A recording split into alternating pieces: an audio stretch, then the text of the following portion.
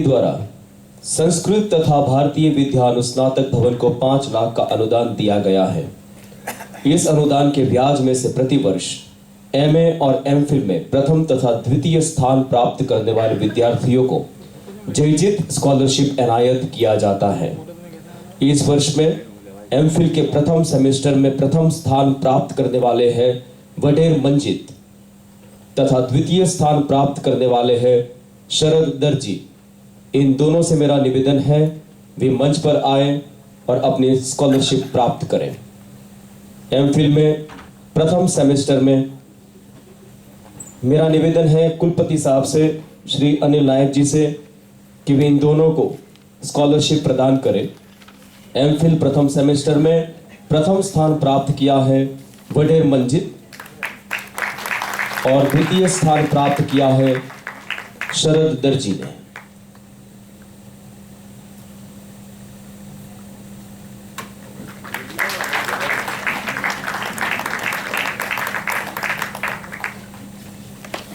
MPhil के द्वितीय semester में प्रथम स्थान प्राप्त करने वाले हैं राजगौर विक्रम कुमार और द्वितीय स्थान प्राप्त करने वाले हैं वसावा नरेश भाई। मैं विनती करता हूं श्री प्रभुनाथ द्विवेदी जी को कि वे इन दोनों छात्रों को स्कॉलरशिप प्रदान करें। राजगौर विक्रम कुमार और वसावा नरेश भाई।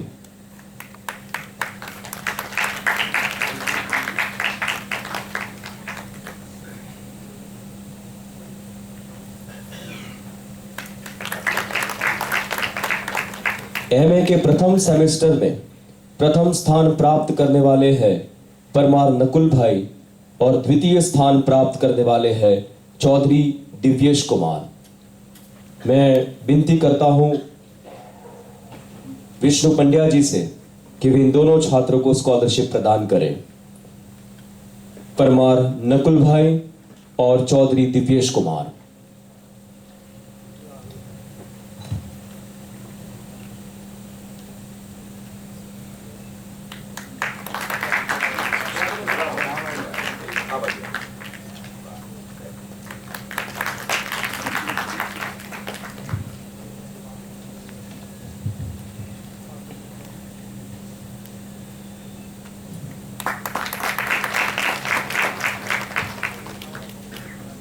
एमए के द्वितीय सेमेस्टर में जो छात्र ने अपना स्थान प्राप्त किया है वह है चौहान रूपी बहन।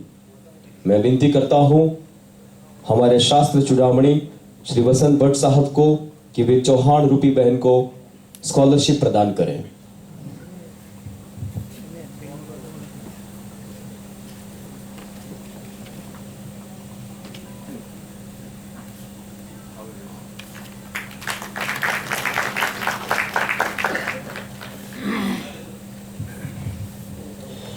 एमए के तृतीय सेमेस्टर में स्थान प्राप्त करने वाले हैं ठाकुर कोमल बहन।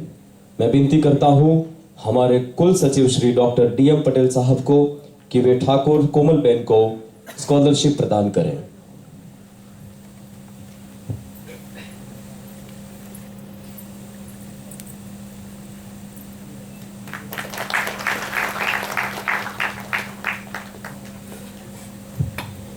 एमए के चतुर्थ सेमेस्टर में जो छात्र ने अपना स्थान प्राप्त किया है वह है गमार सुभाष भाई। मैं विनती करता हूं यतीन भाई शाह जी को कि वे गमार सुभाष भाई को स्कॉलरशिप प्रदान करें।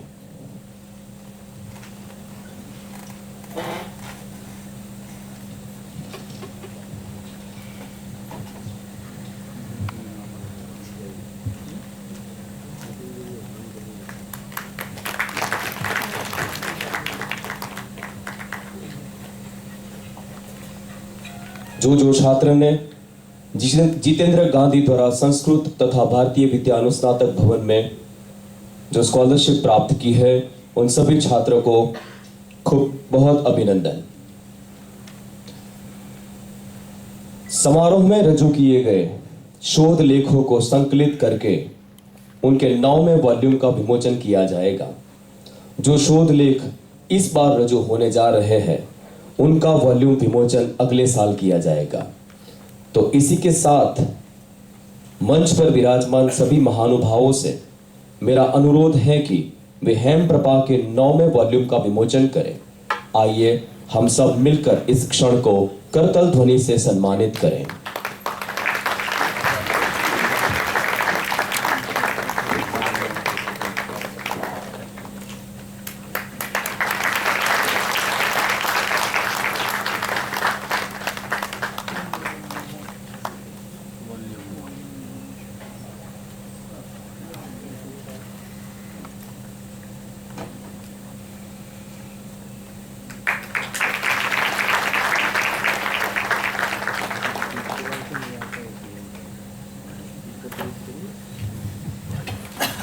धन्यवाद सर। पिछले 4 वर्षों से प्रोफेसर तपस्वी नांदी स्मृति व्याख्यानमाला एवं प्रोफेसर मणिभाई प्रजापति व्याख्यानमाला का आयोजन संस्कृत भवन द्वारा किया जाता है। प्रोफेसर तपस्वी नांदी परिवार ने इस हेतु भवन को 1,11,000 धनराशि स्थायी फंड के रूप में दी है। मेरा निवेदन है डॉक्टर दिलीप भाई पटेल से कि वे हमें इस बात से परिचित करें। हम सभी अच्छी तरह से जानते हैं कि प्रोफेसर तपस्वी नांदी साहब संस्कृत के बड़े ही सारस्वत थे और वैसे ही प्रोफेसर मणिभाई भी हमारे संस्कृत के सारस्वत रहे हैं और इन दोनों परिवारों ने इस विभाग को जो अनुदान दिया है उस अनुदान से हम प्रतिवर्ष 2 व्याख्यान करवाते हैं और वो व्याख्यान हम प्रसिद्ध भी करते हैं क्योंकि आने वाली पीढ़ियाँ भी इसका लाभ उठा सके। मैं सभी मेहमानों से निवेदन करता हूं कि इस व्याख्यान संपुट का भी विमोचन करें।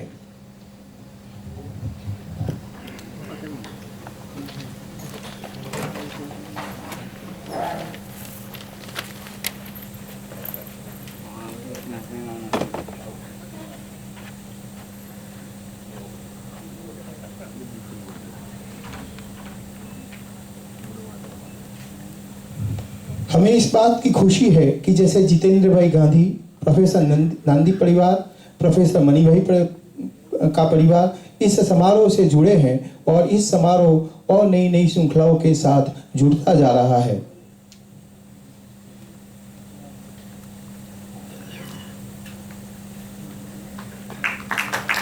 कई समारोह में व्याख्यान दिए जाते हैं लेकिन प्रकाशित नहीं किए जाते। यहाँ जो भी व्याख्यान दिए जाते हैं वो प्रकाशित किए जाते हैं। उन सभी का हम आभारी है जिन्होंने इस व्याख्यान के लिए हमें अनुमति भी दी है। धन्यवाद सर। आपको बताते हुए हमें और एक खुशी हो रही है कि इस साल राष्ट्रपति पद से जिनको सम्मानित किया गया है प्रोफेसर वसंत कुमार भट्ट, जो इस हमारे विभाग में शास्त्र चूड़ामणि के रूप से काम कर रहे हैं। आपको हमें बताते हुए ये भी खुशी हो रही है कि सर विलियम जोन्स के बाद इस अभिज्ञान शाकुंतल को दुनिया को नए रूप में दिखाने का श्रेय भी प्रोफेसर भट्ट को जाता है, जो इस समारोह का भी बहुत गौरव की वाली बात है और आने वाली पीढ़ियां इस समारोह को इस मौके पे याद करेगी कि शाकुंतल का एक नया पाठ यहाँ पर विमोचित हुआ था। और हम इससे बड़े आभारी है कि इस साल इनको ये सम्मान मिला है, तो हमें इनको सम्मानित करते हुए बहुत खुशी हो रही है। हमारे डिपार्टमेंट का इनका मार्गदर्शन भी मिलता है, तो मैं हमारे यूनिवर्सिटी के कुलपति महोदय से निवेदन करता हूँ कि सम्मान पत्र से इनका सम्मान करें। हमारी ये परंपरा रही है कि जिस संस्कृत के विद्वान को राष्ट्रपति पुरस्कार मिलता है, इनका हम संपर्क के सम्मान यहाँ पर करते हैं। ये बड़ी ही गौरव वाली बात है कि इस हमारे विभाग से जुड़े हुए आदि सारस्वत को राष्ट्रपति पद मिला है। इस यूनिवर्सिटी के लिए भी ये गौरव की बात है कि ये पहले ऐसे सारस्वत है जिनको इस यूनिवर्सिटी के भाग रूप राष्ट्रपति पुरस्कार मिला है। धन्यवाद सर। अब मैं विनती करता हूं हेमचंद्राचार्य जैन ज्ञान मंदिर पाटन के मंत्री श्री यतीन भाई शाह जी से कि वे प्रासंगिक उद्बोधन करें। श्री यतीन भाई शाह।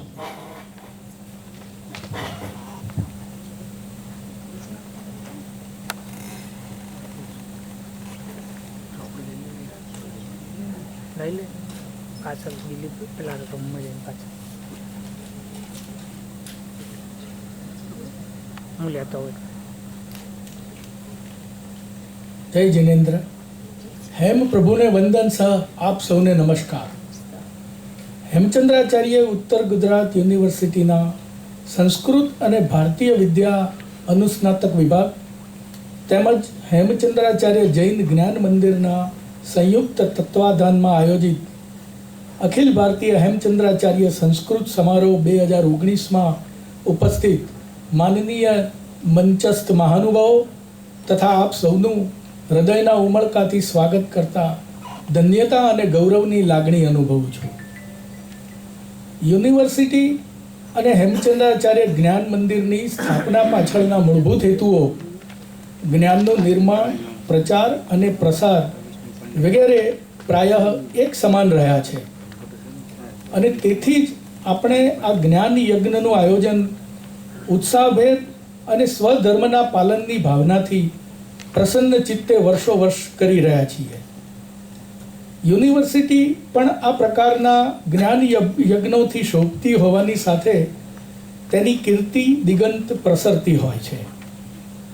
કલિકાલ સર્વજ્ઞ હેમચંદ્રાચાર્યના તપોબળ અને સ્વાધ્યાય બળથી પાટણના સહસ્ત્રલિંગ સરોવરના તટે સ્થપાયેલા વિદ્યામઠો પણ વિદ્યાકીય પ્રવૃત્તિઓથી હર્યા ભર્યા રહ્યા હતા, જેની નોંધ ખુદ આચાર્ય ભગવંતે દ્વયાશ્રય મહાકાવ્યમાં કરી છે.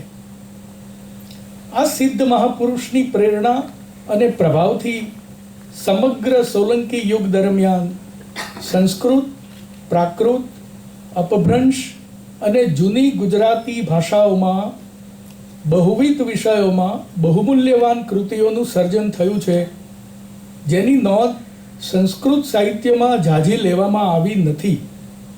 આ એક હકીકત છે. ગુજરાત અને સવિશેષતઃ પાટણની આ તપોભૂમિએ સંસ્કૃતને આપેલા સત્વશીલ પ્રદાન વિશે છેલ્લા દોઢેક સૈકામાં અનેક વિદ્વાનોએ પોતાના અહેવાલો અને સંપાદનોમાં વિસ્તૃત ઉલ્લેખો કરેલા છે. પાટણમાં કેટલા વિષયોની બહુમૂલ્યવાન કૃતિઓનું સર્જન થયું છે તેનો પરિચય આપણને તેમાંથી મળી રહે છે.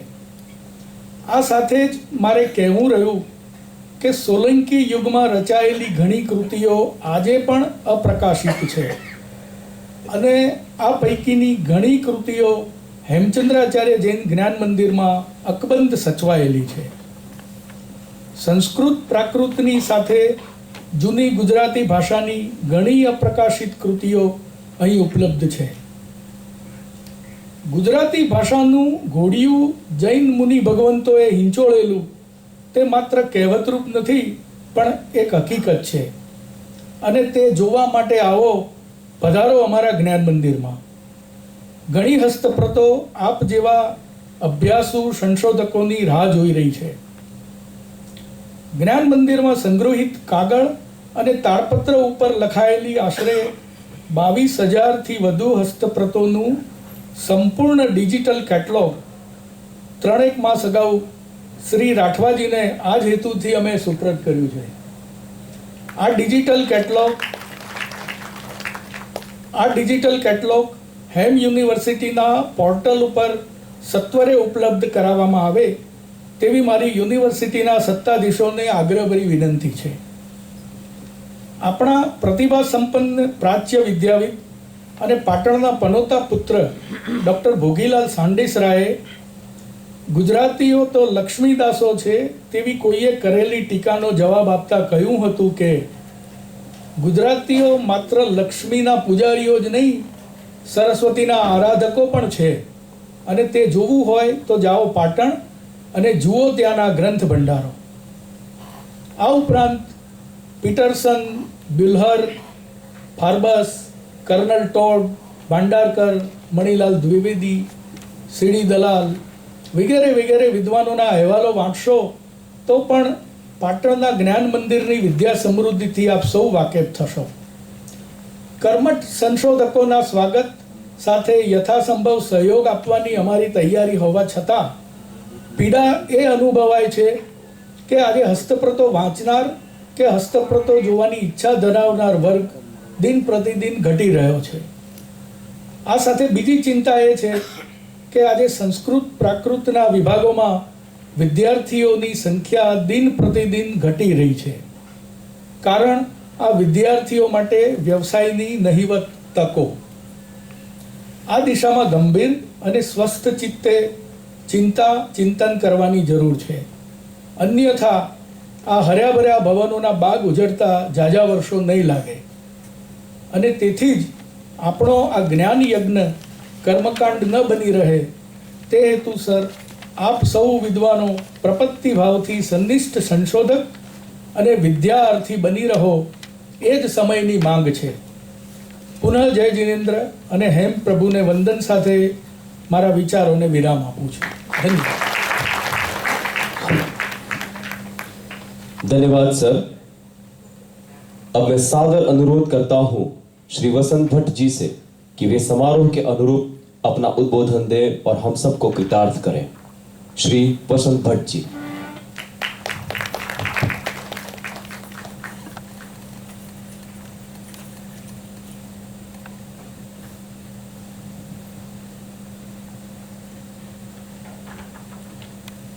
गुजरात के ज्योतिर्धर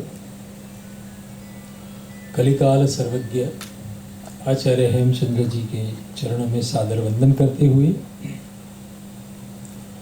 इस यूनिवर्सिटी के कुलपति श्री डॉक्टर नायक सर, काशी से पधारे विद्वान प्रोफेसर रघुनाथ द्विवेदी जी, श्री यतीन भाई एवं पद्मश्री विष्णु भाई पंड्या, आप सबको सादर वंदन करते हुए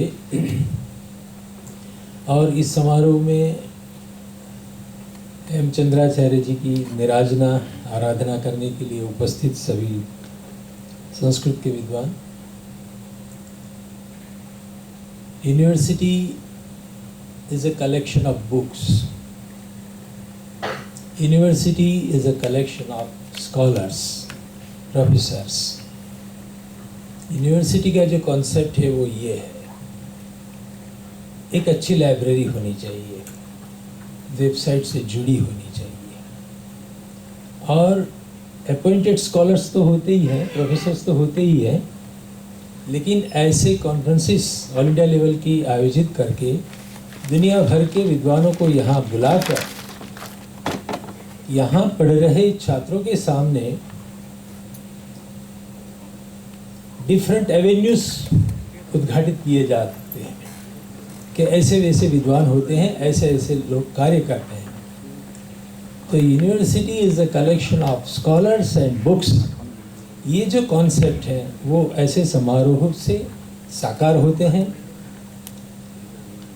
और मैं इस यूनिवर्सिटी को बधाई देना चाहता हूँ, अभिनंदन देना चाहता हूँ कि हर साल बड़े परिश्रम के साथ गुजरात के कोने में सूखे प्रदेश में सरस्वती जहाँ लुप्त हो गई थी पुनर्जीवित हुई, ऐसा जो यूनिवर्सिटी गान में कहा जा रहा है, उस सरस्वती को ज्ञान प्रवाह से निरंतर बहती रखने वाले ऐसे कार्यक्रम निरंतर होते रहे, यही मैं शुभकामना व्यक्त करता हूँ. आप सबको मेरा नमस्कार.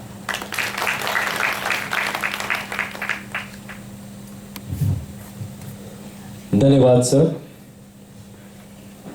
अब मेरी विनती है श्री प्रभुनाथ जी से कि वे समारोह के अनुरूप अपना प्रासंगिक उद्बोधन करें. श्री प्रभुनाथ जी.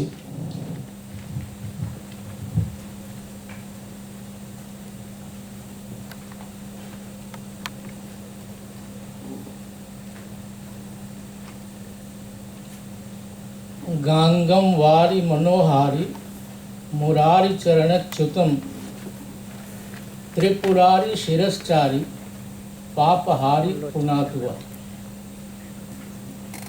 मंचासीन इस विश्वविद्यालय के माननीय कुलपति जी, इस समारोह के मुख्य अतिथि पद्मश्री विष्णु भाई पंड्या जी, भाई यतीन भाई हमारे गुरुकल्प और राष्ट्रपति पुरस्कृत, जिन्होंने अभिज्ञान शाकुंतल पर एक अद्भुत विश्वस्तरीय कार्य किया, नहीं हो चार्जिंग बंद થઈ જાય ऐसे इस विभाग को પગડ ની ચાર્जिंग बंद થઈ જાય सुशोभित कर रहे प्रोफेसर वसंत भाई भट्ट પગડ जी, માં ચાર્जिंग हली જાય इस विश्वविद्यालय के कुल सचिव जी और इस समारोह के संयोजक और संस्कृत विभाग के अध्यक्ष प्रोफेसर राठवा जी, सभा मंडप में विद्यमान जोधपुर विश्वविद्यालय की संस्कृत विभाग की महनीय अध्यक्ष बहन सरोज कौशल जी और बहुत से यहाँ पधारे हुए संस्कृत के विद्वान प्रथम पंक्ति में बैठे हुए हैं। मैं नामना परिचित नहीं हूँ, लेकिन आप सभी का जो यहाँ पर आए हुए हैं, इस विश्वविद्यालय के प्राध्यापक हैं, छात्र हैं, छात्राएं हैं, सबका मैं हार्दिक अभिनंदन करता हूँ। अणहिल पट्टन का काशी से बड़ा प्राचीन संबंध है। सिद्धराज जयसिंह ने काशी से पंडितों को आदर पूर्वक बुलाया था, विद्वानों को आदर पूर्वक बुलाया था किसी धार्मिक अनुष्ठान के संपादन के लिए। उसमें से बहुत से लोग तो वापस चले गए, लेकिन कुछ विद्वान ब्राह्मण यही बस भी गए और उनकी वंश परंपरा आज भी यहाँ जीवित है, जिनमें से एक प्रोफेसर वसंत भाई भट्ट हैं। मुझे कहते हुए बहुत प्रसन्नता हो रही है कि काशी का प्रतिनिधित्व यहाँ हो रहा, उत्तर गुजरात में। मैं इस समारोह के उद्घाटन सत्र में घटित कुछ घटनाओं पर टिप्पणी करना चाहता हूँ। सर्वप्रथम मैं उस छात्र को बधाई दे रहा हूँ जो अंग्रेजी भाषा साहित्य का विद्यार्थी है और जिसने इस मौके पर मंगलाचरण किया। अच्छा मंगलाचरण है, भले ही भाषा का संस्कार न होने से उच्चारण की कुछ अशुद्धियां रही हों, लेकिन उसकी प्रस्तुति बहुत अच्छी थी। मेरे भाई, एक सुझाव है, विनम्र सुझाव है कि जब आप वेद की किसी ऋचा का उच्चारण करें तो पादत्राण निकाल दें। पैर में जूता पहन करके वैदिक श्रुति का उच्चारण नहीं किया जाता, मंत्रों का उच्चारण नहीं किया जाता। भविष्य में आप इस बात पर ध्यान दें। दूसरी मेरी टिप्पणी है जो यूनिवर्सिटी गान प्रस्तुत किया गया, विश्वविद्यालय गान। सभी विश्वविद्यालयों में ये परंपरा है और हम लोग उसको कुलगीत कहते हैं, और कुलगीत की रिगार्डिंग बजाना कहीं से उचित नहीं मुझे प्रतीत होता।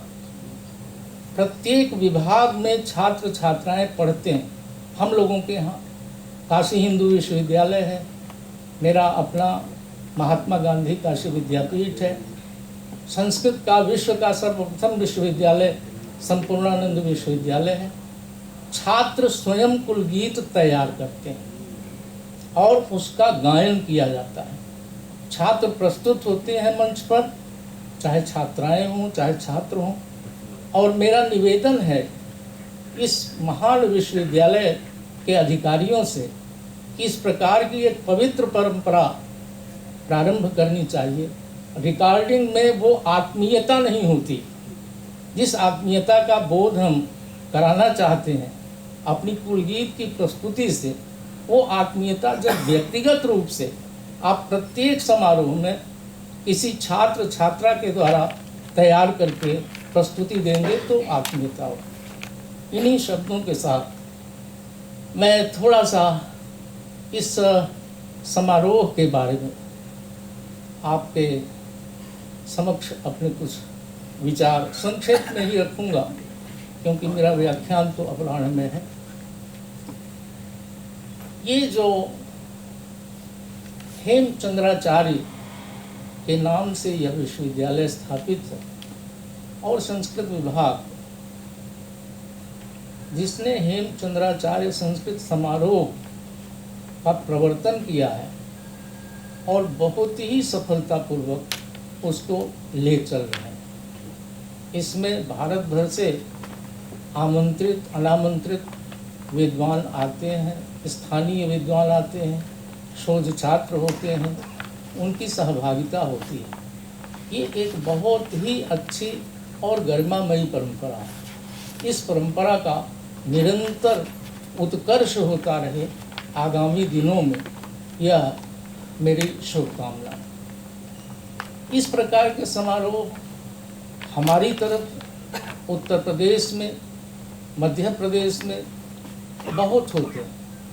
हमारे काशी में उत्तर प्रदेश संस्कृत संस्थान के सहयोग से प्रतिवर्ष व्यास समारोह होता है, जिसमें अखिल भारतीय स्तर पर विद्वान आमंत्रित किए जाते हैं और एक सप्ताह तक वह विविध सांस्कृतिक और शैक्षिक कार्यक्रमों से युक्त रहता है।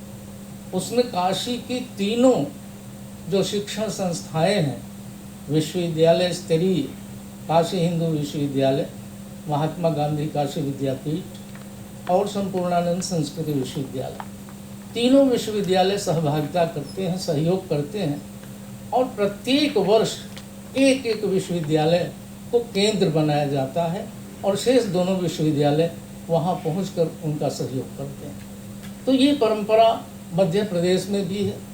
आप जानते हैं उज्जैन में 1957 से प्रतिवर्ष अखिल भारतीय कालिदास समारोह होता है, आयोजित होता है। कभी कभी राजनीतिक कारणों से वह समय पर समायोजित नहीं होता, जैसा कि इस वर्ष हुआ। मध्य प्रदेश विधानसभा के चुनाव और फिर लोकसभा के चुनाव के कारण वह समारोह बाधित हो गया। मेरा अपना मानना है कि ऐसे सारस्वत समारोहों को आचार संहिता का अनुपालन करने के लिए बाध्य नहीं किया जाना चाहिए, क्योंकि उसमें कोई राजनीतिक कार्यक्रम होता नहीं। यहाँ जो हेमचंद्राचार्य समारोह हो रहा है, इसकी अनुकृति में गुजरात के विभिन्न विश्वविद्यालयों में गुजरात ने भी संस्कृत वाङ्मय को एक से एक विद्वान दिए हैं। उनकी स्मृति को जैसे यह विश्वविद्यालय संजो कर रख रहा है और आगे बढ़ाना चाह रहा है, उसी तरीके से पूरे गुजरात में इस प्रकार के समारोह होने चाहिए। इस अवसर पर मुंबई के एक श्रेष्ठी ने जो यहाँ के परास्नातक विभाग के लिए छात्रवृत्ति स्वीकृत की है, उसके लिए धनराशि दी है, उनका मैं इस मंच से बहुत हार्दिक अभिनंदन करता हूँ और उन सभी अपने छात्र भाई बहनों को बहुत बहुत वर्धापन देता हूँ, जिन्होंने अच्छे अंक प्राप्त करके अपनी कक्षा में स्थान प्राप्त किया। इससे अन्य छात्रों को प्रेरणा लेनी चाहिए। यह बड़ी दुखद स्थिति है कि प्रायः पूरे उत्तर भारत में, दक्षिण भारत में तो ऐसी स्थिति नहीं है।